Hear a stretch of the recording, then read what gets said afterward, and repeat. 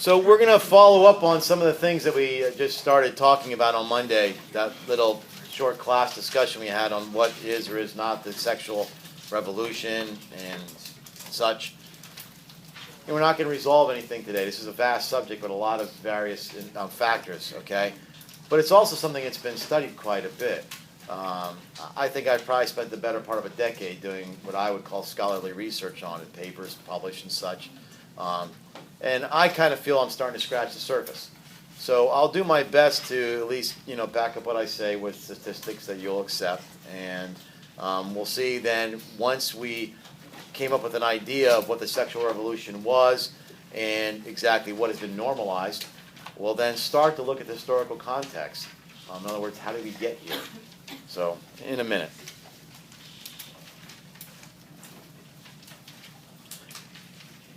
So first off, let's just focus on the word revolution for a moment. We're not talking here political, okay?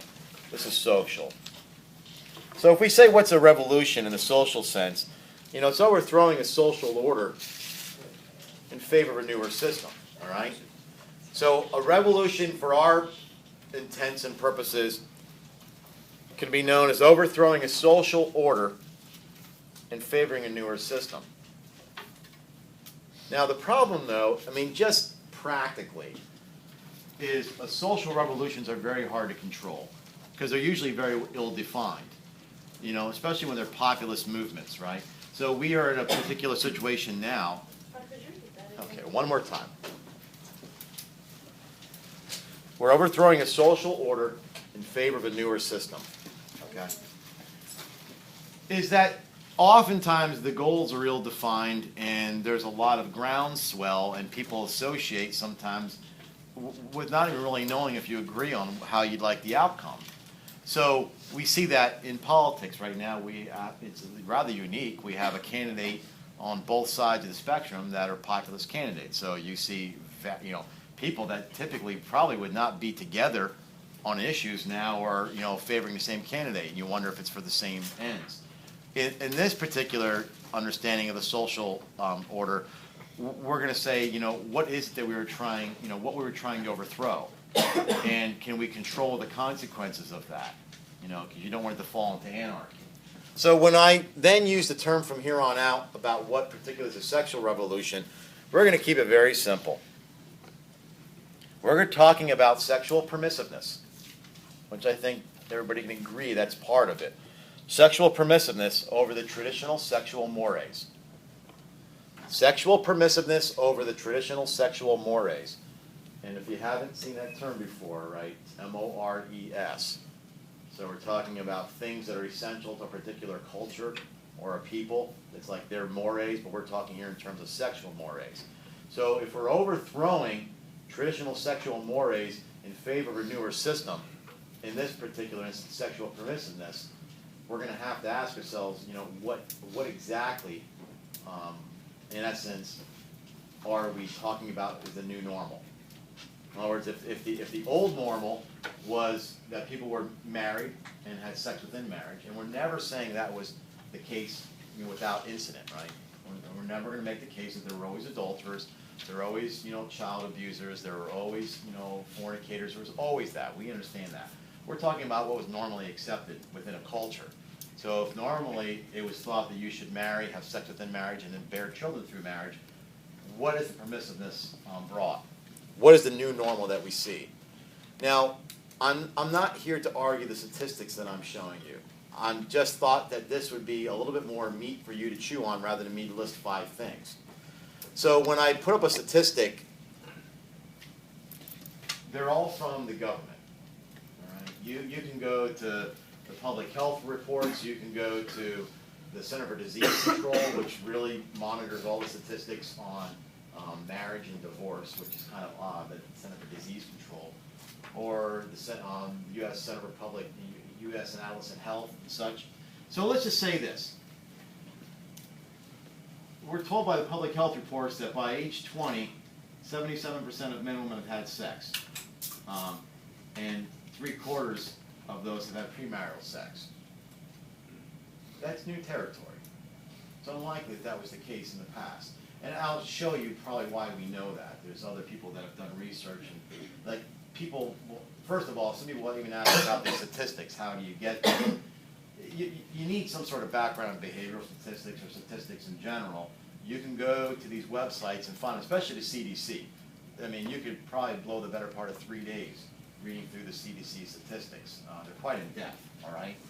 So we're talking about, from a Christian context, fornication. So premarital sex is one of the things been normalized. In the past, people always had sex before marriage. We're not saying they did it. But it wasn't normal. It wasn't accepted culturally. Today, we can say it's been accepted culturally, okay? This is cohabitation. I know we still can't see that behind that. Cohabitation is living together, all right? According to the CDC, between 2006 and 2010, nearly half of all heterosexual women ages 15 to 44 said they were not married to their spouse or partner when they first lived with them. That's a new plateau we're on here, all right? I don't want to get into what I wish they would have talked more yesterday about maybe what the damages of sexual encounters prior to marriage, right? And I'm talking psychologically. I've always wanted to do a short skit here. I know it's going to sound, a little, I want to say, not profound, but it's going to sound a little harsh. I thought it'd be great to have like an actor and actress dressed up as the bride and the groom. And then as they're saying their vows, 3 or 4 guys come up and stand behind the bride. And for the groom to look over his shoulder and say, who are these people? And the woman said, these are people I've had sexual encounters with prior to meeting you. Why are they here? Because you bring them to your marriage. That's the reality of it. And if you think that's a Catholic notion, the psychological, research is done before that on some of the dangers. Let's not focus on divorce, because that's what people always do, Well, but the evidence isn't really that they get divorced. That's not what we're focused on. In other words, our goal with people in marriage is to not get divorced. I don't teach marriage prep saying our one goal is that you never get divorced. That's not it. We want a marriage that's absolutely spectacular. And the research that it affects, and this is self-reported dissatisfaction, So anyway, without going too deep into it, this is a new norm.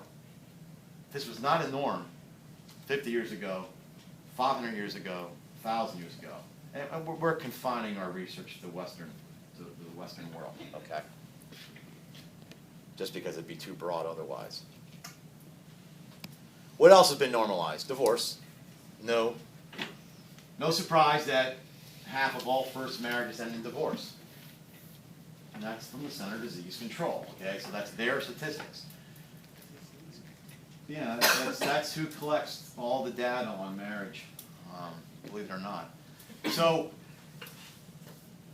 think of the reality if I'm doing marriage prep and I have 20 couples, which is about the average group, could be bigger. In 7 to 10 years, 10 of those couples will not be married. I mean, I say that to them, and they, I know, I'm thinking for them. How do you know it's not going to be you? I mean, I've never met a couple that went to the altar or the JP or, any wedding ceremony thinking, we're probably not going to make it. I mean, there might be people that think that, but that's not typical, all right? So everybody goes into it thinking, this won't be me. But that's just not the reality. The statistics bear that out. So I always thought, wouldn't it be something if we had like a quote-unquote marriage prep reunion in 10 years to see who that is? So it's all these choices that we make. That's a new reality. We never had statistics like that in the past. For whatever reason. You can say, well, but people stayed in marriages that were difficult. Yeah, all that stuff's true. And that is true, okay? But we have no-fault divorce. People getting divorced aren't just because their life's in physical danger. It's because they simply have irreconcilable differences, Well, they probably have data on that, too. Fatherlessness. And this statistic, since you can't see it, comes from the U.S. Department of Census. 43% of all children live in a home without their father. You're not going to find any parallels in history of that. And the devastating aftermath of that, And it's not the child's fault. It's never the child's fault. That's the poor thing. They're the victims, right? But there's issues.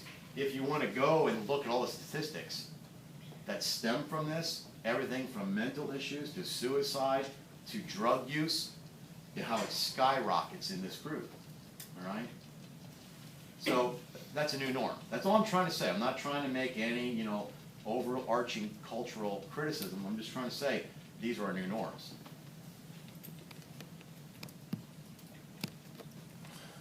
Sexually transmitted diseases. According to the U.S. Office of Adolescent Health, 15 to 24, those ages account for nearly half of all the 20 million new cases of STDs a year. Look at this. I mean, I honestly have a hard time believing it. 4 in 10 sexually active teen girls have had an STD that can cause infertility and even death. So let's just say that we had a room full of 30 people and there were 15 girls, and let's say 10 of them were sexually active, which doesn't really bear out the statistic. It should be higher than that. It should be more like 13 or 12. Of those, we can say that at least 4 of the girls in that room, according to the statistic, now you can't apply statistics like that, I'm just making, an illustration, are going to have an STD that can cause infertility or even death. They're not going to find any parallel like that in history, all right? So, what has been normalized? These things, okay? So we've had a sexual revolution where we went from sexual permissiveness to basically having some, let's say from traditional sexual mores. And we have now a new normal, all right? We now have a new normal. And what are sexual mores? Well, mores are like things that are accepted by a particular culture, okay? So, in our sense, we're talking about sexual mores, so we would look at a particular culture or age and say, what did they accept, as traditional, as normal. Okay, so what the base point that I'm trying to make is that in the past, sexual intercourse has always been linked to procreation. Yes, sir. Really quick, could you give us an example of a time period where sexual mores were the majority, or they were You mean opposite of what I showed you here? Okay, like I showed you the new normal. Yeah. So you mean when it wasn't that new normal? Yeah. The entire history prior to probably the 1950s. And what I mean by that, I know people, and I don't know if there's anybody in this class, because I forget, people are saying that things have been cyclical, right? Like you have these periods of repression, periods of permissiveness, periods of repression. It doesn't bear out historically. In other words, the history that I'll show you. I mean, if you want other stuff, I'll show you. These are not Christians that are giving you this information. We're in new, uncharted territory, right? So has there always been adultery? Always. Is it the new normal? It was never like it was now. Have there been cohabitation? Well, I'm sure. But it's not, now it's the new normal. Have there been instances where, there were families that didn't have a father for whatever reason? Yes, but it's not now the new normal, right? So and what we're going to do, and I don't know, maybe the question will come up through there, Michael, is we're going to reverse engineer. And we're going to go back starting with ancient Greece and work our way all the way to the present time. And we're going to kind of give a show, like a snapshot of how they understood things. So maybe if something comes up particularly in there, or if you have something specific, we can look at it. All right. So typically, and this, by the way, if we get time within the next day or two, we'll look at a guy named Pinkers who was credited with inventing the birth control pill. Prior to that, this was always the case. Sexual intercourse was linked to procreation. Has contraception been used? Yes, we have evidence of contraception being used back in ancient Egypt, all right? But never on the scale that it is today. I mean, there was nothing available like that. Which makes it hard, like for people that are like the Bible-only people, like where's the word contraception in the Bible? You're not going to find it. Well, then that means that they weren't against it. No. You have to understand, you're gonna need a lot more information. Like, we're not getting that today. But if you look in the Bible, the words they used that had reference to contraception was pharmakeia, where we get the modern word pharmacy from. So you went for, I know potion sounds odd, but you went for some solve or potion that would inhibit either, it was like a spermicide type thing, or they used crocodile dung, which was high in acidity. They were looking for ways to prevent it. So yeah, that always happened. Yeah, I'm not trying to tell you that there was like this golden age. I hope I'm not giving that impression. What I'm trying to say is we are in a different normal that never existed, in the past. So where sexual intercourse was always linked to procreation, and you're not going to see this little image, it's like an iron bar. We have now disconnected sexual intercourse from procreation. That's our new normal. We've disconnected that, right? Where sexual intercourse was always linked to love. Now, have there been instances where people either, through violence like rape, or, simply, they didn't have how we'd understand the sharing of two people? Yeah, of course. I mean, we're always looking at these grievances, right? But we're not going to look for these outlander cases and then use those as the standard. So where sexual intercourse is always linked with love, now that's been separated. So when you hear terms like free love, what they really mean is, uncommitted sex. Free love's, not a good term.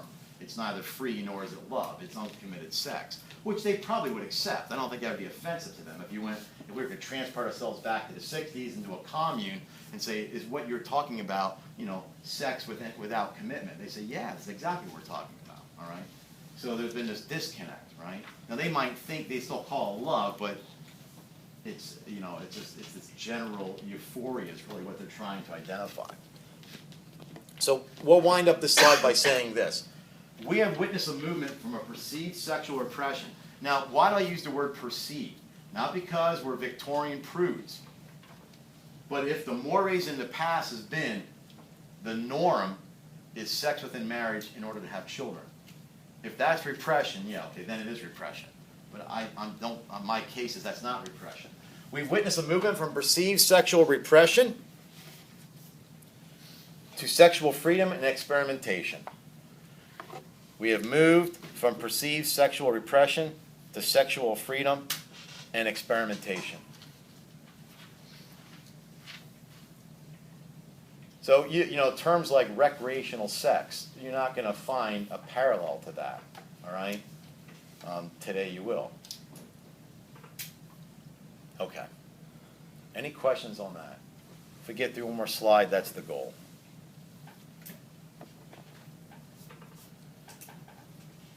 And by the way, it wouldn't be hard if what I'm saying, you think there's error or disagreement, put that in your pocket and keep it for a future dialectic, right? We're always open to whittling down some truth. Now, I'm not going to spend very much time on the PreChristian Era because we're going to do it another time. So I'm not avoiding it. I'm just going to postpone a larger discussion about it. When I say PreChristian Era, I'm specifically thinking ancient Greece, ancient Rome, the ancient Israelites, wherever they might have been at the time, okay? So I'm really thinking about primarily those three groups. So there's always been variations in their understanding and their mores, all right? But they have no parallels to the modern era, okay? Their understanding of sexuality really has no parallels to the modern era. I want to give you one example just so you know where I'm coming with this. Somebody might say, haven't there always been people with homosexual orientations? Well, of course. I mean, I don't know why. Who would say there wasn't, right? So, therefore, the ancient Greeks had a different understanding. As a matter of fact, we saw there was a lot of homosexual activity, so it was more normal for them. That is so superficial and so much in error. Now, you can check anything I'm saying here. The way the ancient Greeks understood, first of all, what we would call today lesbianism, female and female, absolutely unheard of. You're going to find nothing in ancient Greece on that, all right? If you think adult males, male on male, you're going to find strict, how do I want to say, mores against that. In other words, they were accepting man and boys because they could understand the boy as undeveloped and effeminate. No, there's no place in their society for two males, right? So people might superficially think well, they accepted homosexuality, something happened, maybe the Christians changed it. The Christians fought against what they believed, but it was not what we understand today. In other words, the understanding of sexual orientation is pretty new.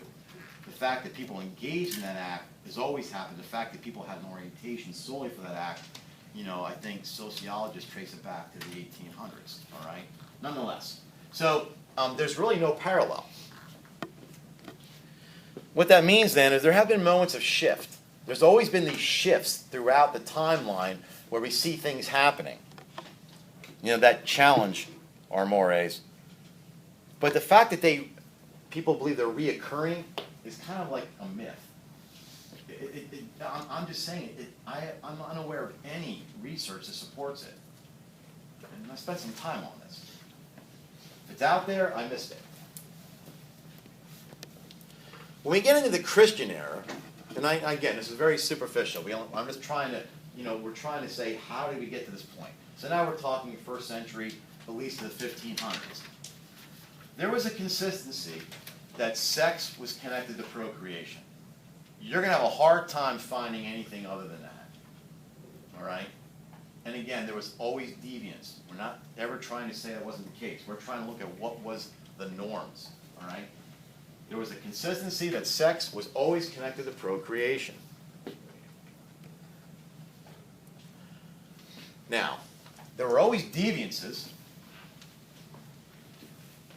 but those deviances were not tolerated by religious authorities or the state. They were not tolerated by religious authorities or the state. And we have novels written over this stuff. Okay? I mean, think of, Scarlet Letter. Think of the various people that have been put to death for committing adultery. Okay? Now, we're not condoning those things. All we're trying to do is make a point is, what would we call normal in those periods? They've linked procreation to sex, and neither the state nor religious authority tolerated the deviances. Okay? Yes, sir. Can you? Which one? I don't have the shift one. Which one's the shift? The first one, the second Christian. Oh, there have been moments of shift, but the ideas of, like, I don't want to say it, of it reoccurring is sort of a myth. In other words, I don't think critical scholarship is going to bear down on it and show that it existed. You're going to find pockets. You're always going to find that, right? And even like for instance, let me just tell you, like in the future, we start talking about the distinction between male and female, like Zachary was yesterday. Sociologists, cultural anthropologists will show us, well, here's a particular culture that thinks this, here's a particular culture that thinks this, but they, in the realm of the overall, globe, are small. All right, you're not going to find that to be the norm. So we're going to try not to look for exceptions and then say, well, because that exception exists, therefore the rule is gone.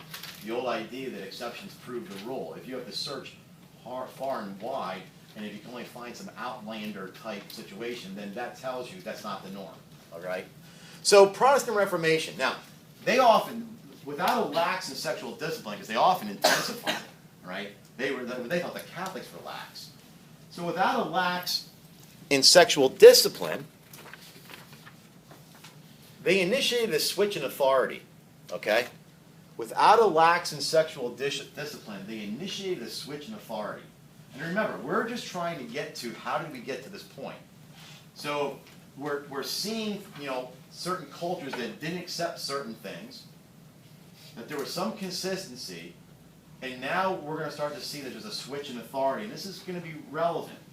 So let me show you, before I get to the second point, there was a book put out by the Oxford University Press a few years ago called The Origins of Sex, which is kind of a misleading title.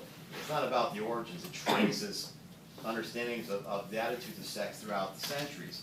And the way that it does it, if you want, this is probably one of the most thoroughly researched books on the subject. He does it by looking at court records, by looking at family records. So, I mean, rather than just taking anecdotal evidence, he's like, what crimes are they punishing? And then he'll make an assessment on that particular culture.